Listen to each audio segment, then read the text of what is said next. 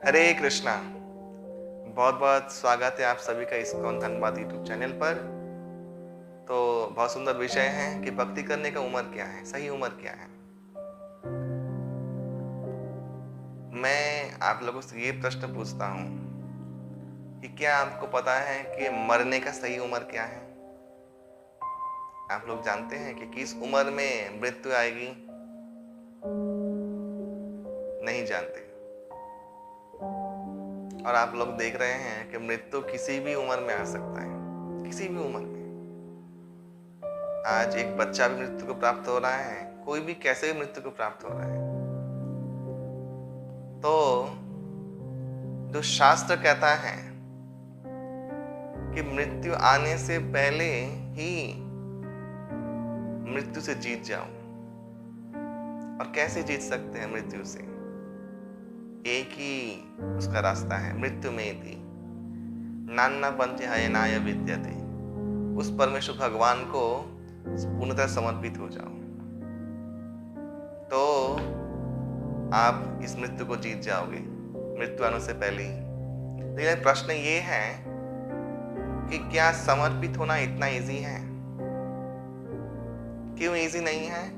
क्योंकि हमारा मन, हमारा बुद्धि और अहंकार जो इतने सालों से भगवान का चिंतन नहीं किया है या भगवान की भक्ति नहीं किया, इतने जन्मों जन्मों से, और भगवत बहिर्मुख था, वो कैसे बहुत जल्दी से चट करके भगवत उन्मुख हो जाएगा।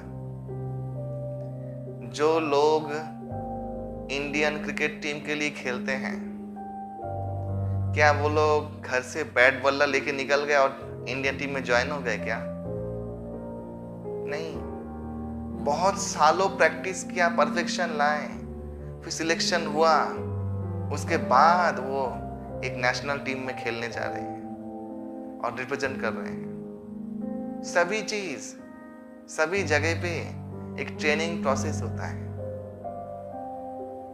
और भक्ति में भी वही, इसलिए भक्ति अनुशीलनम, भक्ति को क्या कहा गया है? एक ट्रेनिंग प्रोसेस है, अनुशीलन है, एक कल्चर है, एजुकेशनल कल्चर है।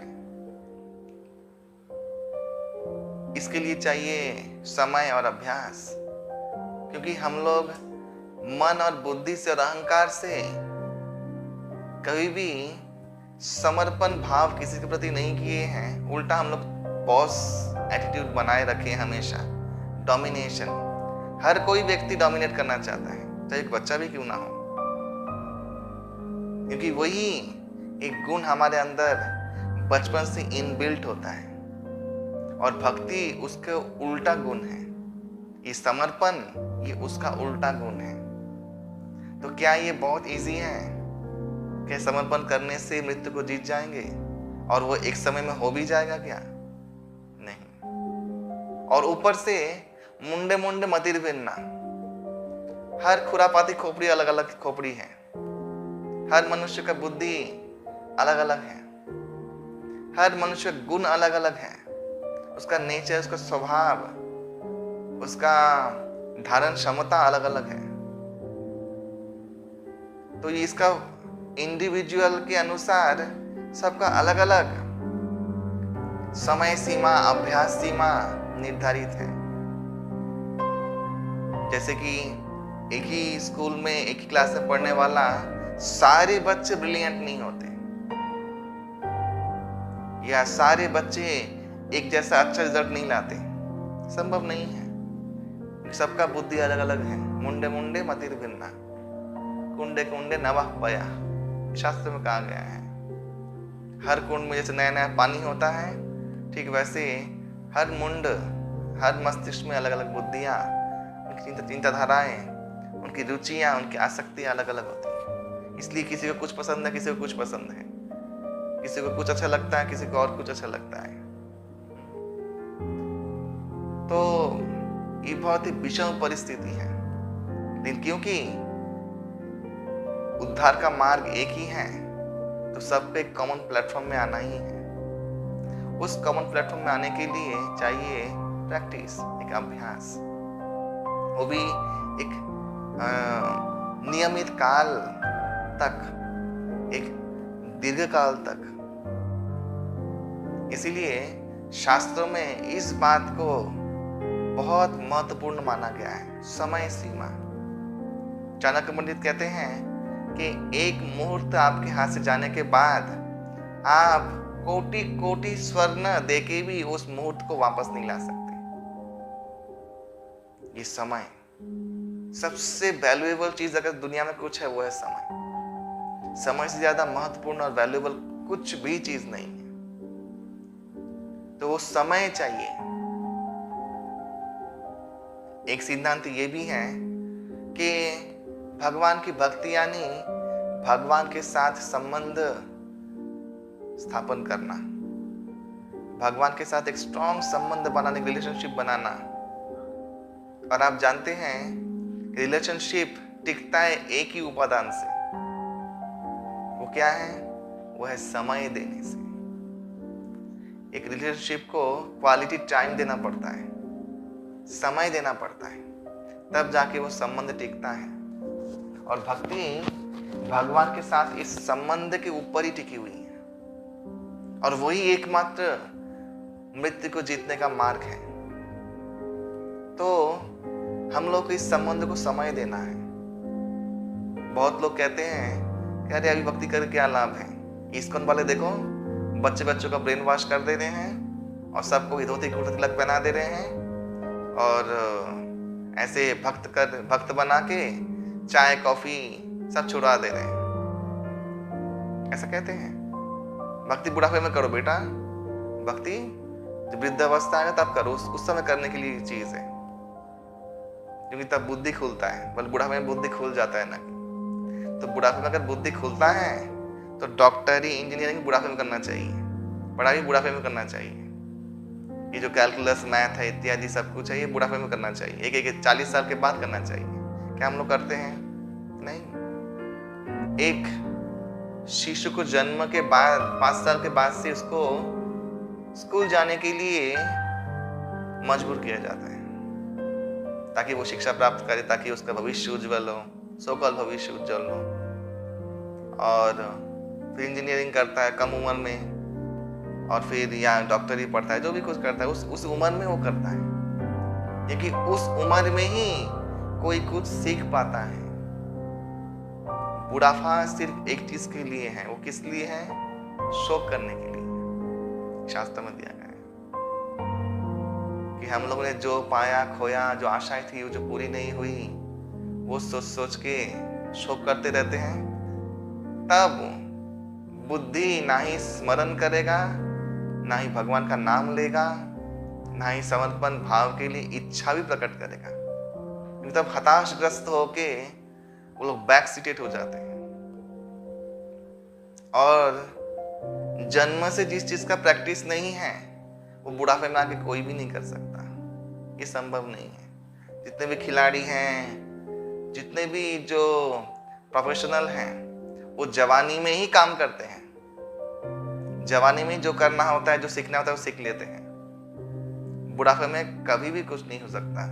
एक तो वार्धक्य या बुढ़ापा एक अपने आप में एक बहुत बड़ा रोग है। उस समय नाना प्रकार के दुश्चिंता, शोक, नाना प्रकार के विकार, नाना प्रकार के कष्ट होते हैं।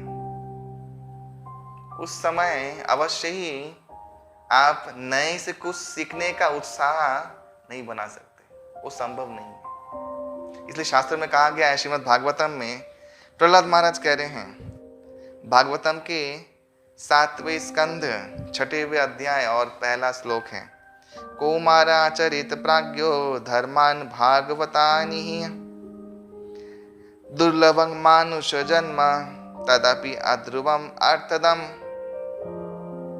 के 5 साल की उम्र से ही भगवान के भक्ति, भगवान की सेवा में लग जाना चाहिए। क्यों? क्योंकि ये मनुष्य देह बहुत दुर्लभ है और ये क्षणभंगुर होने के बाद भी बहुत इसका वैल्यू है। क्योंकि मैंने पहले भी कहा है कि हम लोग जानते हैं पेड़ पौधा वायरस, इनमें जो चेतना तो उसे बोलते हैं आवृत चेतना।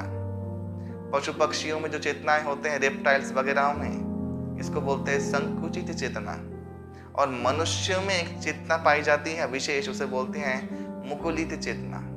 ये मुकुलित चेतना में ही धर्म का ज्ञान कोई पा सकता है।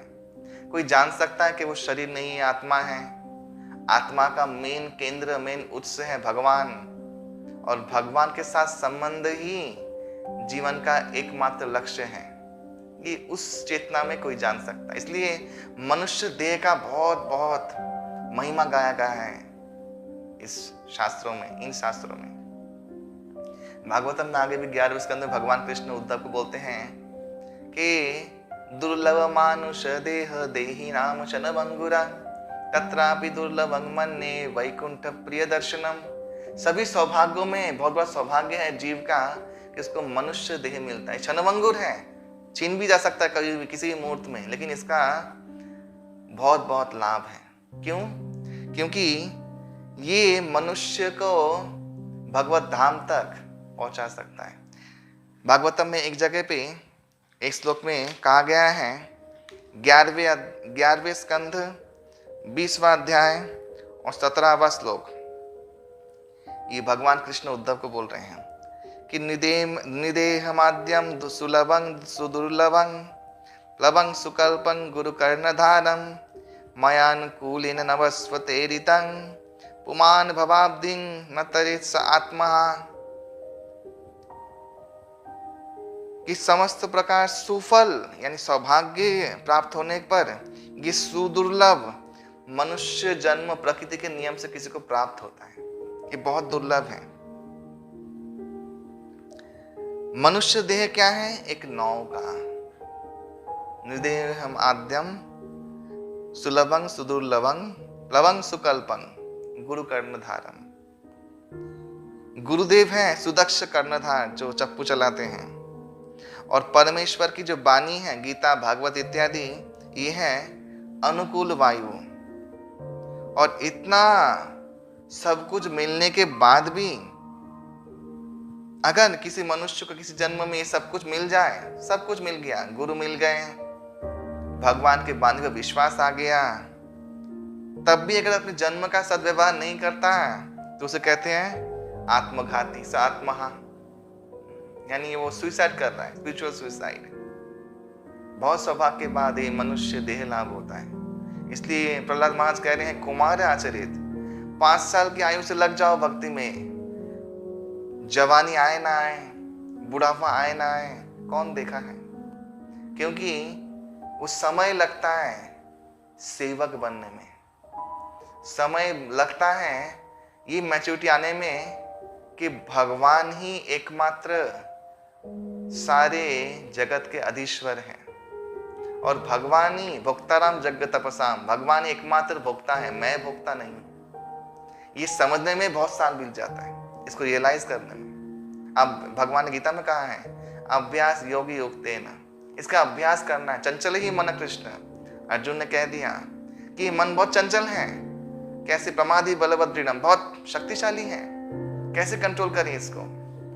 भगवान ने कहा अभ्यास योगी युक्तेन, इसका अभ्यास चाहिए एक समय काल तक, तब जाके मन स्थिर होगा भगवान में, सत्य वस्तु में। और तब जाके, क्योंकि मन एव मनुष्यानाम कारण बंध मोक्षयो बंधाय विषय संगो मुक्तैर्व निर्विषयं मना, अमृत बिंदु उपनिषद 2 मंत्र, कि मन ही जीव के उद्धार और बंधन का कारण है। जब विषय संगों में मन लिप्त होता है वो बंधन कारण बनता है, और जब उसी विषय संगों से मुक्त हो चुका होता है तब मन मुक्ति का मार्ग दिखाता है। वही मन, उसके लिए समय चाहिए, ट्रेनिंग चाहिए, और वृद्धाकाल अवस्था में वो संभव नहीं है।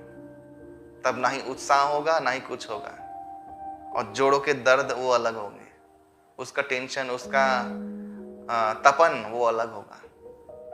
तो इसलिए आप सभी लोग जो भी ये लेक्चर जो आप देख रहे हैं, अवश्य ही इस सिद्धांत को पालन करें जो शास्त्र में दिया गया है, और जो भी जिस अवस्था में है अभी से इस मनुष्य देह का लाभ उठाना शुरू करें। कल किसने देखा है?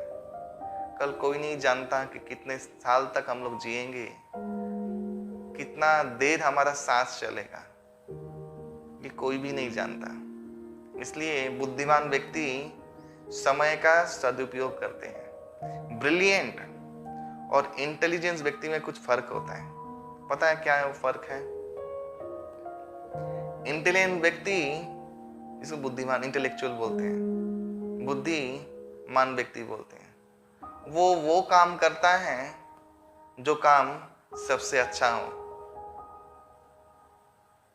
ब्रिलियंट व्यक्ति वो काम करता है जो उस समय में जरूरत हो। तो आप लोग सोचिए कि आपको इंटेलिजेंट से ब्रिलियंट कैसे बनना है। दोनों ही अच्छे हैं, लेकिन प्रैक्टिकल ब्रिलियंट व्यक्ति होता है जो उस समय उसको करना चाहिए वो करता है, वो है ब्रिलियंट व्यक्ति। इस समय का सदुपयोग कीजिए, ब्रिलियंट बनिए और अभी से भगवान का नाम, सेवा, ध्यान, इसका आश्रय लीजिए, जीवन को सफल बनाइए। क्योंकि भगवान के साथ संबंध एक मैजिकल जर्नी है। जो इस पथ में चलता है उसको पद पद में अनुभूति होता है। भक्ति परेशानुभवा।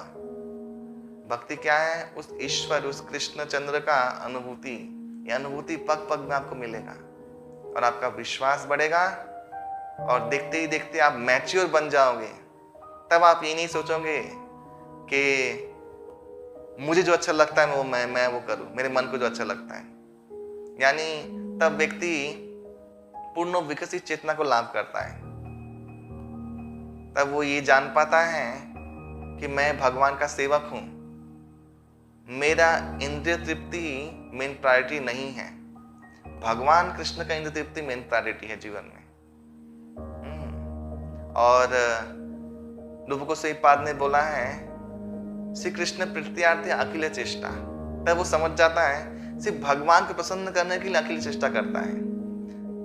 तो इस चेतना को प्राप्त करने के लिए एक ट्रेनिंग प्रोसेस चाहिए, लंबा। इसे बोलते हैं सेवक। तब तुम अपने स्वरूप में आ जाओगे, तुम भगवान के सेवक बन जाओगे, तुम अहंकार को जीत लोगे और तुम मृत्यु को जीत लोगे। हो जाओगे तुम जीवन मुक्त और हमेशा के लिए भगवान के शाश्वत धाम में हम लोगों को गति प्राप्त होगा। तो बहुत बहुत धन्यवाद आप सभी का। हरे कृष्ण।